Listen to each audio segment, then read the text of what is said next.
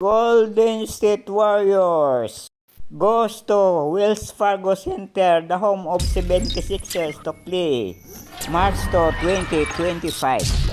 67-55 at halftime. 12-point lead for the Sixers. 10 minutes and a half left in the ball game. Sixers are leading by 13 points. Now Curry will be ready to come in. Great pass from Curry to Green. Driving layup points. Santos under the basket miss, but Held gets the rebound and scores. Paul George scores at 3 points. Held gets the ball. Curry on a dunk shot.